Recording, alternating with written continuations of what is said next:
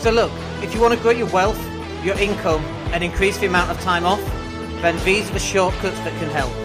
Welcome to the Wealth Creation Podcast. Hi and welcome to the podcast. My name's Dan Latto, and in this podcast, we're going to talk to you about how to land your next client. I mean, as always, it starts off with how do you land your first client, but landing your first client is pretty much the same as landing your next client. There's a few major differences. The first part of landing your next client as opposed to landing your first client is that when it's your next client, you've already landed one. That means it's a bit easier because you've got a bit more confidence about what you're doing.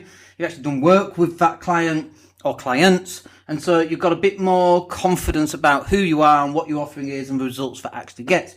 When it's your very first client, that's a lot harder because you don't know if what you do actually works. Like, you've got a fair idea that there's a good chance it probably does work, but it still leaves you these little niggling doubts. Maybe I'm not as good as I thought I was. And it's okay to have those thoughts and feelings. I've had them too. And then I look at some of the badass results that we get and you're like, yeah, damn, we're really good. But this is like, the imposter syndrome, and I have it too. And people who are crap, by the way, don't have the imposter syndrome. They just think they're awesome.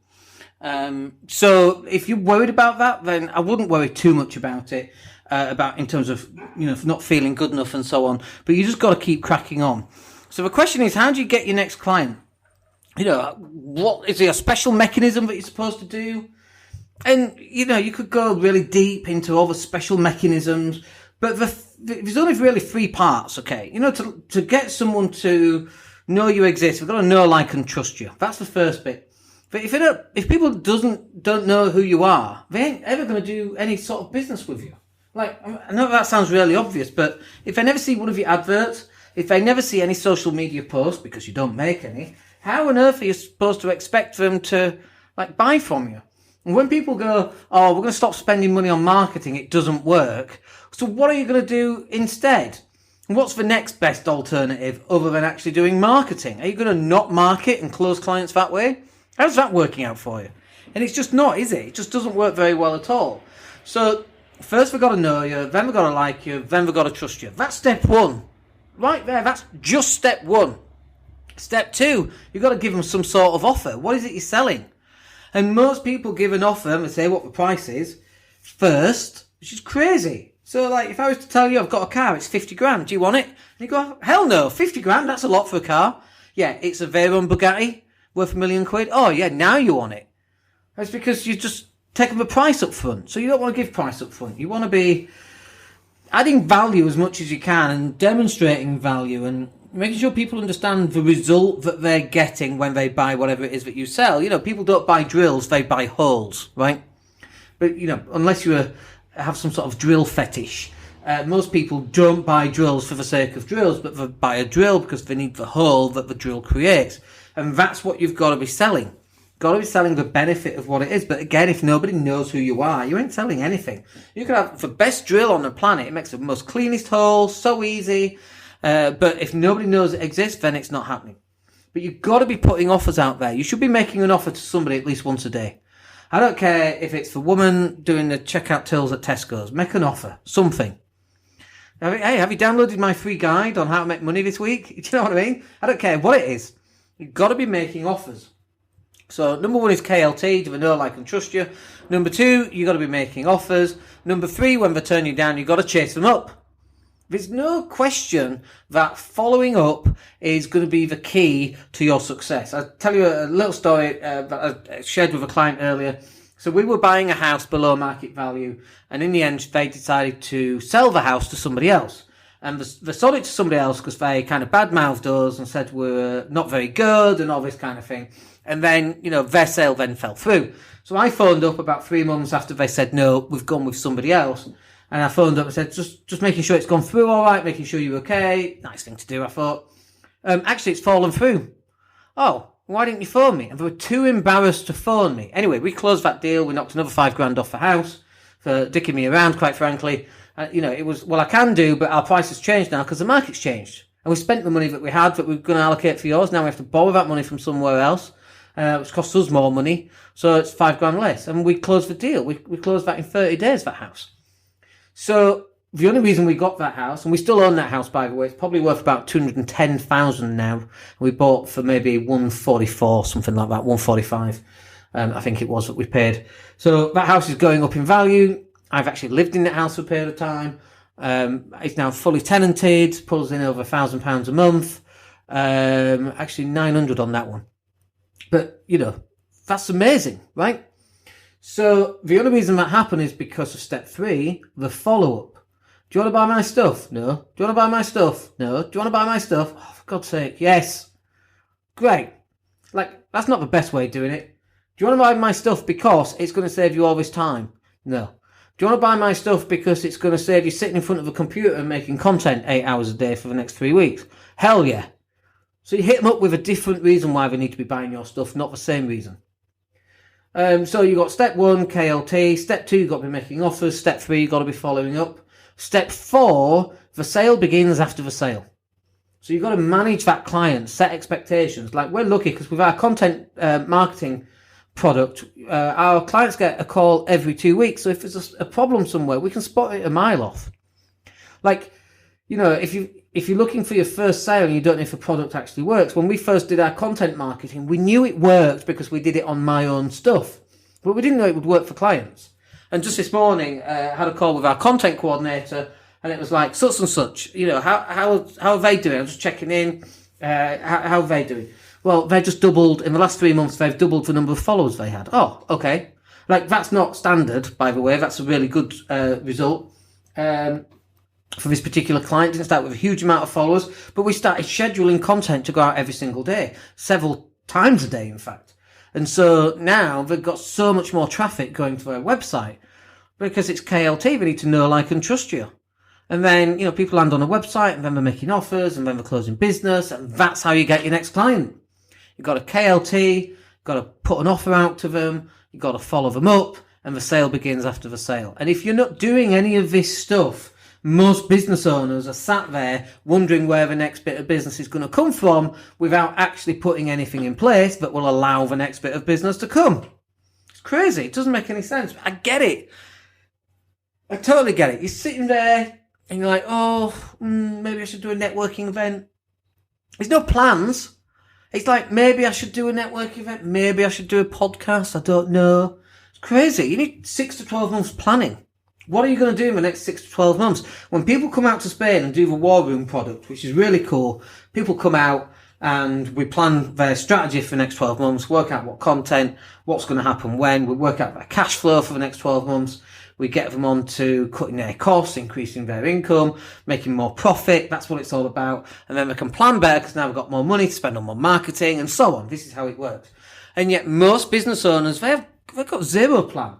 We might have a vague idea as to what we're going to do in the next couple of weeks, next couple of years, next couple of months, but there's no plans tied to it. There's no financial goals. Well, in month 8, I'll be doing £28,526 a month. And I know that because we've got 18 clients at £373 a month. Whatever those numbers are going to be, I've just made up numbers.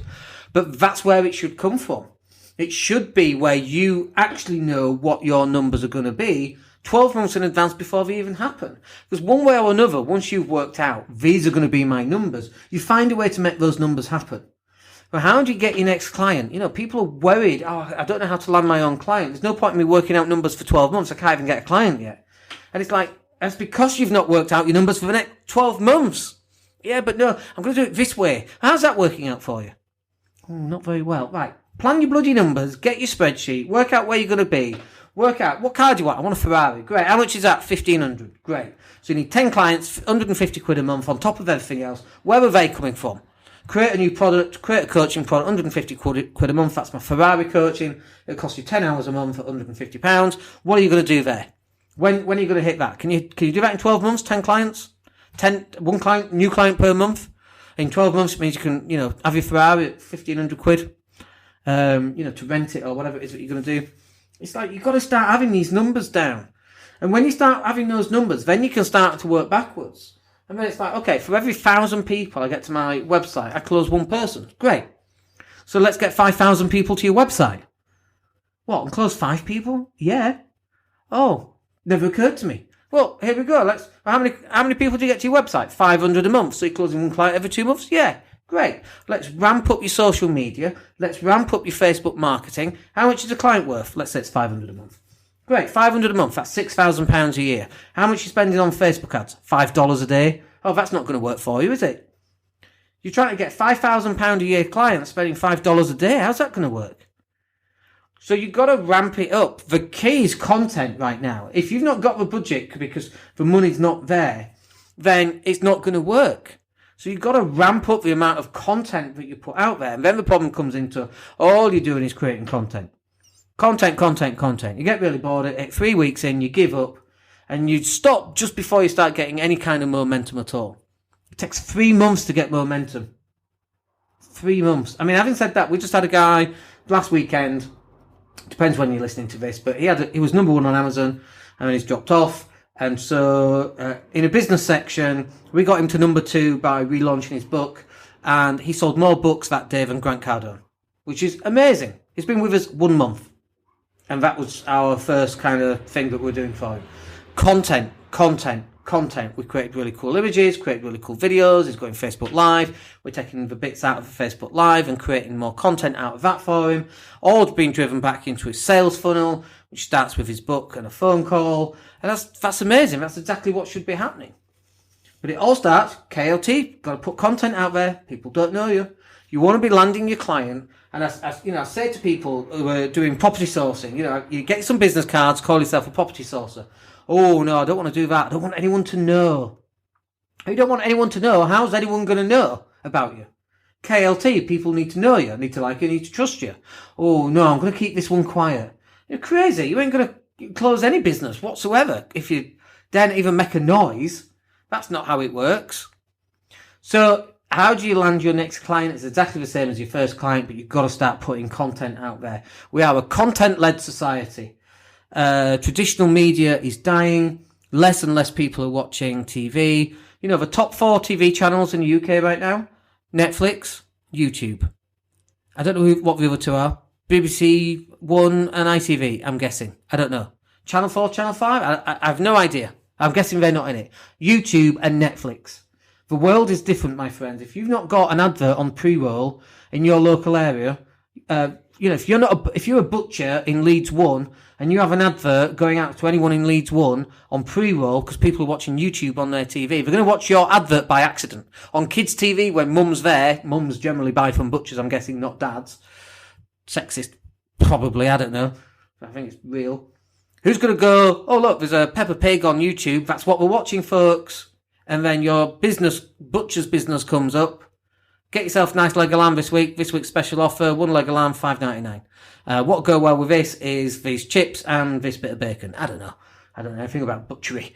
Or butchering, or butching. I don't know what it's called. So you've got to start putting yourself out there in front of people so that people can actually understand that you even exist. That's how you get your next client and your next client and your next client. And then when you get that client, you do a really good job and ask them to recommend you, get a Google review. We get Google reviews off clients all the time. And free ads, what's it called? Not free ads. There's another one that we get, free index, I think it is. We get people writing into us, so we take screenshots of it and we save those and then we copy those into and make them into nice images and so on. We do all sorts of different things in order to get client reviews. So look, that's how you get your next customer, but you've got to start creating enough content so that people can see that you actually exist. All right, I hope that's useful for you. We'll catch up with you in the next podcast. My name's Dan Latto. Take care. Hey, it's Dan here. Thank you for listening. Really appreciate each and every one of you. Please click like or subscribe to the entire podcast.